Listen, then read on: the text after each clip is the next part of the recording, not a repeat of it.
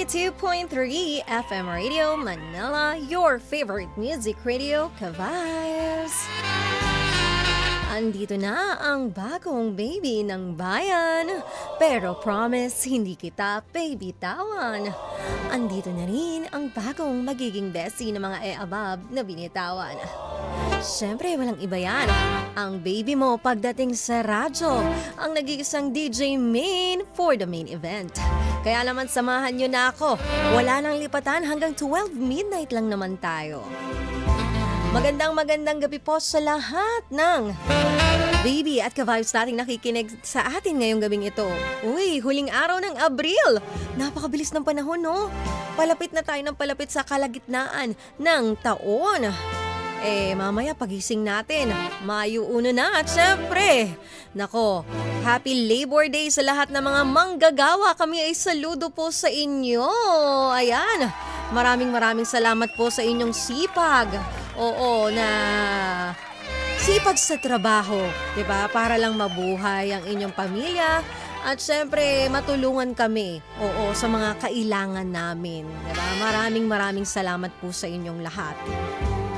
At gusto ko rin batiin na magandang gabi ang mga ka-vibes nating tsuper, mga security guard, bus terminals, mga police stations, ang ating mga team bahay na ka-vibes, mga OFW natin na nakikinig through our FM Radio Philippines app. Yes, kung wala kang radyo, wala ka nang pwedeng idahilan o irason pa. Dahil pwede mong i-download ang aming app, lalo na kung ikaw ay Android user. Yes, i-search mo na sa Google Play Store, FM Radio Philippines. At gusto ko rin batiin ang magandang gabi ang ating ka-vibes na sila Adrian Sabroso, Altesa Sino Cruz, Meredora Dolay, Figuracion Lerma, Gloria King, Gerard Mesiano.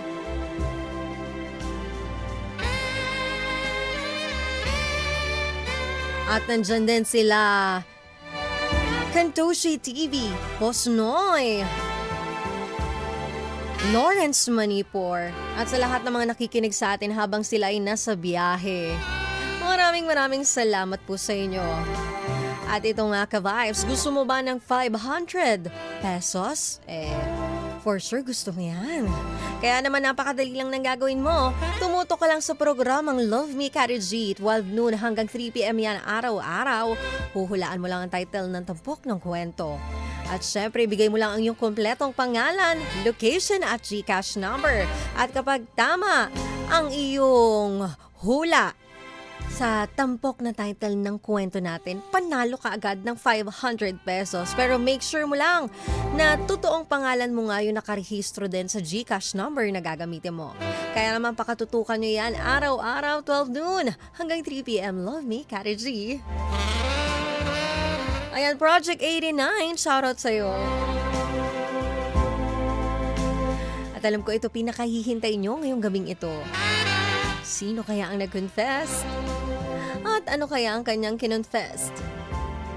Kaya naman, tara na sa main confessions. May mga lihim ka bang gustong sabihin? O mga sikretong gusto mong aminin? Halika't ating pag-usapan sa main confessions.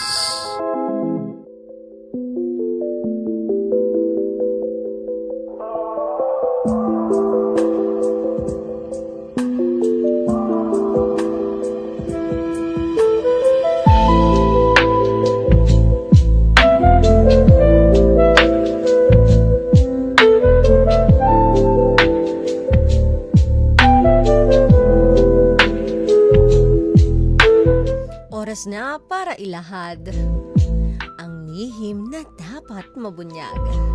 Kaya naman para sa ating main confession ngayon, basahin na natin ang ating letter sender na naglakas loob mag-share ng kanyang confession. Dear DJ Main, itago mo na lang ako sa pangalang Claire ng Pasig, 26 years old at kasalukuyang isang call center agent sa isang BPO company. Adventurous ako Madaming mga bagay ang gusto kong gawin at subukan. Malakas ang loob ko dahil siguro lumaki akong kasama ang mga kapatid kong lalaki. 5 kasi kaming magkakapatid at ako lang ang nag-iisang babae. Nakuha ko ang tapang ng aking mga kuya. Malungkot ako ngayon, DJ Main, dahil sinadya kong mag-break kami ng boyfriend ko for 2 years. Itago na lang natin siya sa pangalang Dean. First boyfriend ko si Dean at very ideal siya. Mabait, responsable at higit sa lahat, loyal. Wala ka na yatang hahanapin pa sa isang lalaki dahil halos lahat ng good qualities ay nasa kanya na. Maganda din ang kanyang trabaho at may maganda ding sweldo. Napakaswerte ko talaga kung iisipin, kahit strong ang aking personality ay nagagawa niya akong pakisamahan at unawain ang mga kabaliwan ko. Hindi man ako masyadong showy na girlfriend, but alam ko sa sarili ko na mahal ko din siya.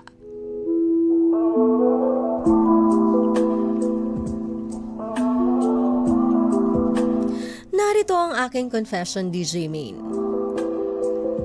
Seryoso sa buhay si Dean. Sa 2 taon ng aming relasyon ay may plano na agad siya para sa future namin. Gusto na niyang mag-settle kami ng maaga. Ang problema, DJ Main, ay ako. Hindi pa ako ready. Madami pa akong gustong subukan. Yung parang gusto ko pang mag-enjoy at gawing ang mga bagay-bagay habang bata pa. Kung minsan nga ay sumasagi din sa isip ko na makipag-break sa kanya para ma-experience ko pa yung magkaroon ng ibang boyfriend. Curiosity ika nga, para malaman ko kung ano yung pakiramdam. Ang baliw ko din, no, DJ Main. Isang araw, nag-decide akong ituloy ang aking plano na makipag-break sa kanya. May pinakiusapan akong kaibigan na lalaki at magpapanggap siya na boyfriend ko din. Kumbaga, palalabasin ko na nag-2-time ako kay Dean at yun nga. Nakipagkita ako kay Dean sa isang mall at dito ko pinakilala sa kanya ang kunwari isa ko pang boyfriend. In that instant, nakipaghiwalay sa akin si Dean. Siyempre nasaktan siya at inisip niya na niloko ko siya. Tagumpay ang aking plano. Nanalo ang aking kabaliwan.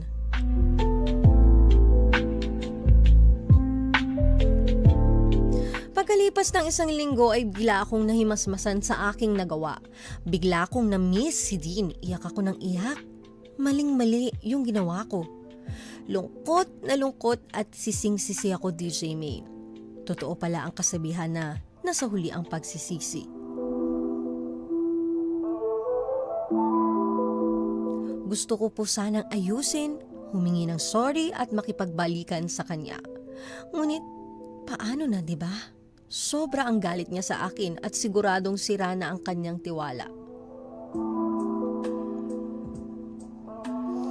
May chance pa kayang maayos ito, DJ Main? Gagawin ko ang lahat. Bumalik lang sa akin si Dean. From Claire ng Pasig.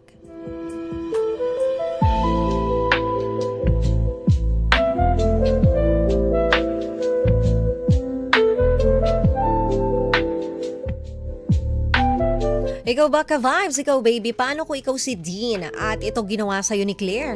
Para bang pinaglaruan niya ang iyong feelings? Parang binaliwala niya ang pagmamahal mo sa kanya. Anong gagawin mo? Babalikan mo pa ba itong taong ito? Papatawarin mo pa rin ba siya? Kaya naman pwede kayong magbigay ng inyong komento dito sa ating YouTube live stream. Yes, tayo ay live na live sa ating YouTube channel 92.3 FM Radio Manila.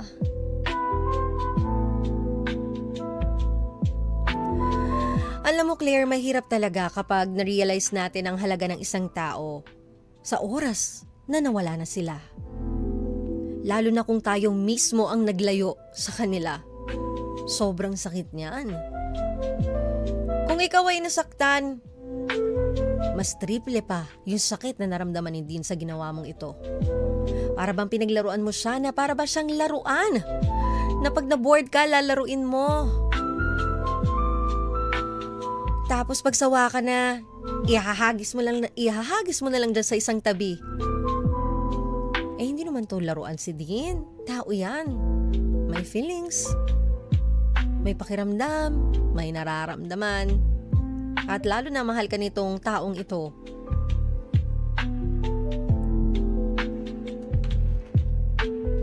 Una sa lahat, hindi ka naman baliw, Claire.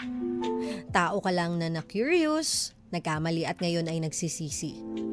Hindi mo kailangan saktan pa ang sarili mo sa guilt. Pero kailangan mo rin itong harapin kasi ito yung resulta ng padalos-dalos mong desisyon.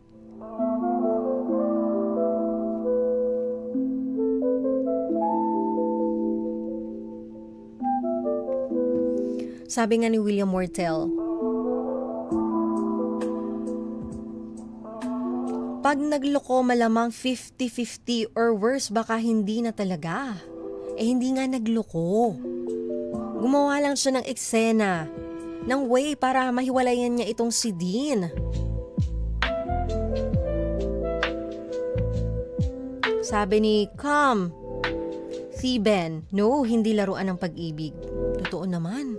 Maswerte ka nga may nagmamahal sa'yo. Yung iba, pinagdarasal pa yan araw-araw, gabi-gabi na sana matagpuan nila yung tao o lalaking magmamahal sa kanila ng totoo at buong-buo. Ikaw na sa harap mo na, oh. Bakit mo naman ginaganyan itong taong ito?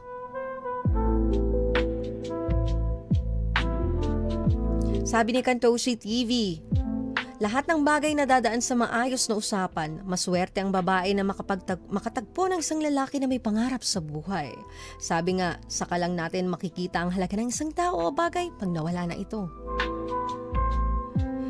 Curiosity killed the cat. Yes. Totoong totoo yan, kaya wag na wag nyo nang susubukan yung mga ganitong bagay. Dapat iniisip nyo mabuti yung mga pwedeng mangyari at posibleng mangyari. Tapos iiyak ka, magsisisi ka sa bandang huli. Eh from the very start, kasalanan mo naman lahat. Kumbaga walang problema pero ginawan mo ng problema.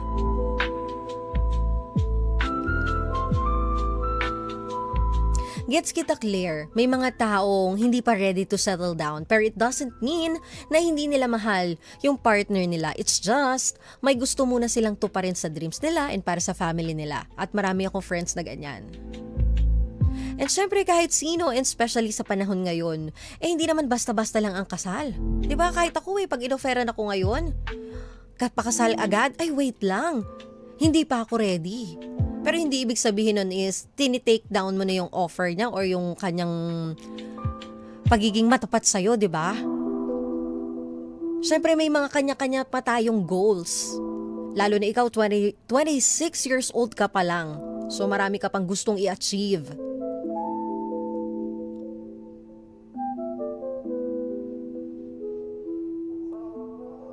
Kaya yung iba hindi agad-agad na nagsisettle down. May mga relasyon na kalmado muna sila ngayon. Step by step na ini-enjoy yung relationship nila at kinikilala muna nila maigi ang partner nila. I think kahit papaano, may hugot ka dun sa mga sinabi ko. Siguro may mga ganun kang iniisip. Kaya siguro hindi ka pa ready.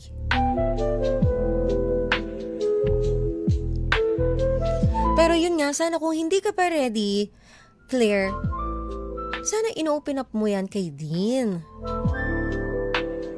Para mas maunawaan ka niya at hindi ka niya ma-pressure. Sana nagpakatotoo ka sa kanya kung bakit hindi ka pa ready.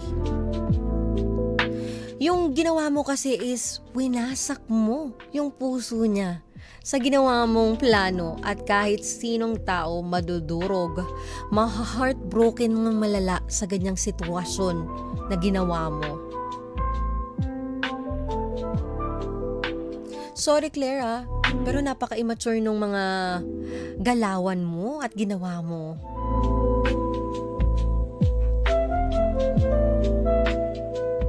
Sabi ni Daniel Yap dito, first off, sana nakipag-break ka ng maayos sa boyfriend mo. Hindi yung may kukunwari ka na may ibang boyfriend. May feelings din si Dean at sana kinausap mo na lang siya.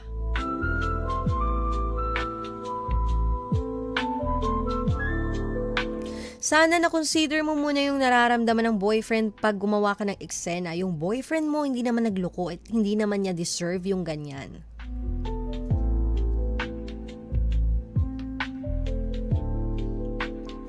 Well, nangyari na at ngayon na-prove mo na sa sarili mo na hindi mo siya kaya mawala dahil mahal mo talaga siya.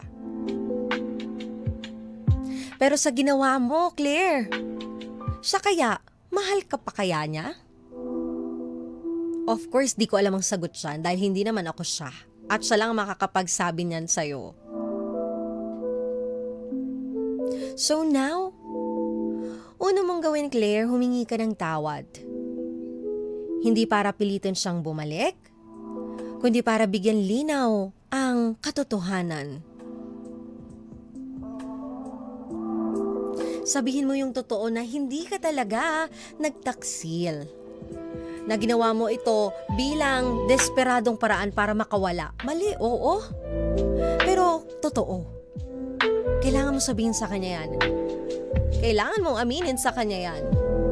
Whether maniwala pa siya sa'yo or hindi.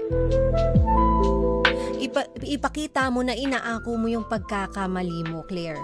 At hindi mo na ipapasa sa kahit kanino pa.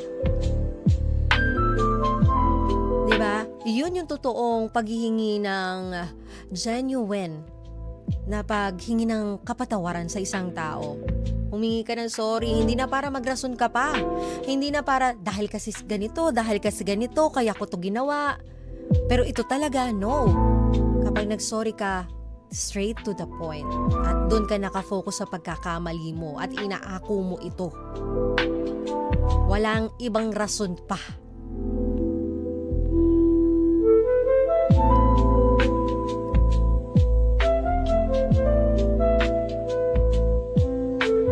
Diba pwede mo sabihin sa kanya na, Dean, alam kong wala akong karapatang guluhin ka pa. Pero gusto kong humingi ng tawad. Hindi kita niloko. Ang lalaking ipinakilala ko noon ay kasabot ko lamang para makipag-break ka sa akin. Gusto ko lang maging tapat ngayon kasi ayokong mabaon sa konsensya ang isang kasinungalingan. Mali ako, sobra. At alam kong hindi mo kailanman mapagkakatiwalaan ulit. Pero sana kahit papaano, mapatawad mo ako. Di ba simple lang pero diretso. Diretso dun sa gusto mong i-point out sa kanya. Pag nasabi mo na yan sa kanya, nakausap mo na siya, don't expect na may maisasagot siya sa'yo agad, Claire. O mapapatawad ka niya agad-agad. Hindi ganun yun. Bigyan mo siya ng space at time to heal and to assess yung relationship nyo and yung feelings niya para sa'yo.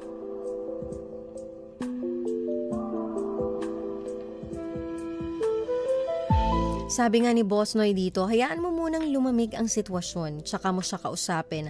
Ang tanong lang, kung payag ba siyang magbalikan kayong dalawa? That question will be answered between the two of you. Sabi nga ni William Mortel, maling-mali pa rin yung ginawa ni Claire. Loyal na, naging bato pa. Sabi dito ni Comet Ben, never break a heart when you know he loves you and never did anything bad to you. Karma is what you will get. Sabi naman ni Daniel, yap, nasa huli talaga ang pagsisisi. Totoo yan. Tingnan mo, nagsisisi na ngayon si Claire. Pero huli na ang lahat. Ayun nga, Claire, bigyan mo siya ng space at time. Kasi hindi mo naman mapipilit ang isang pusong sugatan na magbukas agad-agad at ganun kabilis. Hindi ganun yun. Ang tiwala ay parang salamin kapag nabasag. Pwede pang buuin pero hindi na gaya ng dati. The best thing you can do is ipakita mong willing kang maghintay. Hindi para i-pressure siya, kundi para iparamdam na sincere ka sa kanya. At habang binigyan mo siya ng space, ayusin mo din ang sarili mo. Mag-reflect ka sa sarili mo, Claire. Tanungin mo yung sarili mo, handa ka na ba talagang pumasok sa isang seryosong relasyon? Alam mo na ba kung ano yung gusto mo sa buhay? At willing ka na ba mag-commit? Kung hindi pa rin, baka masakit pa ang magiging susunod na mangyayari. Kaya gamitin mo ang sakit na ito bilang turning point ng maturity mo bilang babae at bilang partner.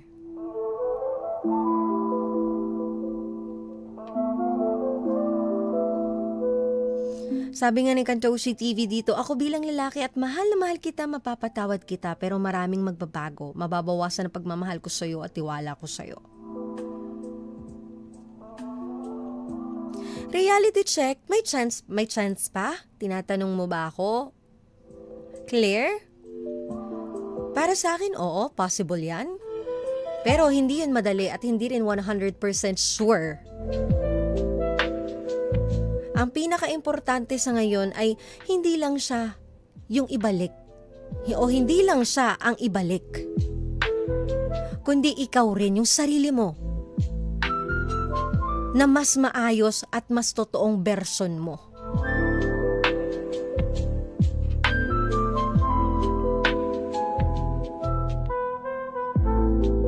At for my last word para sa'yo, Claire, hindi lahat ng gustong maging malaya ay handang harapin ang kalungkutan ng pagkawala. At minsan, kailangan mo munang mawala ang isang tao bago mo ma-realize kung gaano siya kahalaga.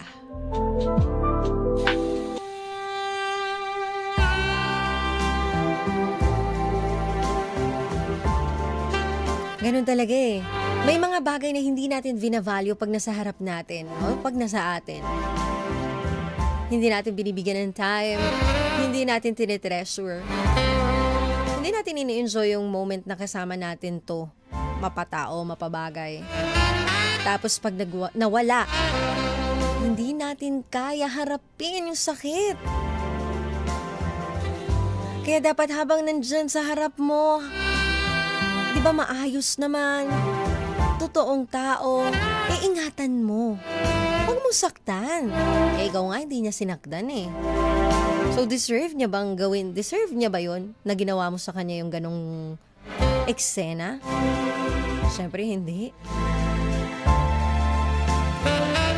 Ayan Claire, sana natauhan ka na tonight. At sana maging aral na ito sa'yo. Maging leksyon na. And be matured.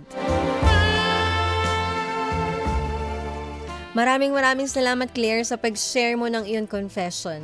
And I hope and I pray na sana magkaayos kayo ni Dean. At sana maayos mo din mismo ang sarili mo. Kaya naman sa lahat ng mga may main confession dyan or may gustong i-confess, pwede nyo ipadalian sa 92.3 FM Radio Manila or hindi naman kaya sa ating Globe or Viber 0954-406-1967. Maraming salamat po sa pakikinig. At gusto ko din pasalamatan Uy Dental Clinic, Horticulture by Caldana, Isabero Microbleeding, Vanity Lounge Aesthetics, Zebra Helmets Philippines, Spink Philippines, at pwede nyo ako i-follow sa aking mga social media accounts, Facebook page, YouTube, Instagram, and TikTok, Main Eugenio. At syempre dito sa inyong favorite, Facebook page natin, YouTube, Instagram, at TikTok, pare-parehas na 92.3 FM Radio Manila. At samahan niyo ulit ako bukas for another main confession. At yung mga nasa biyahe po, mag-iingat po kayo sa pagmamaneho. At sa mga rider, you tell me, be kind. Diba? Walang bayad yan. Hindi makakabawas. Sa pera mo yan. At ang pagiging maganda at gwapo, wala yan sa physical appearance. Nanggagaling yan sa character at personality mo at sa puso mo. Ayan, maraming salamat po sa pakikinig. Bukas ulit samahan niyo ko Lunes hanggang Biyernes, 10 p.m. to 12 midnight. Dito lang yan sa favorite ninyo, 92.3 FM Radio Manila. Your favorite music radio. Ka-vibes! Kasama ang baby mo sa radyo, ang nag-isang DJ Main for the main event na nagsasabi na Worth it na ang pagpupuyat ninyo. Dahil meron na magsasabi ng, "Good night, baby. I love you."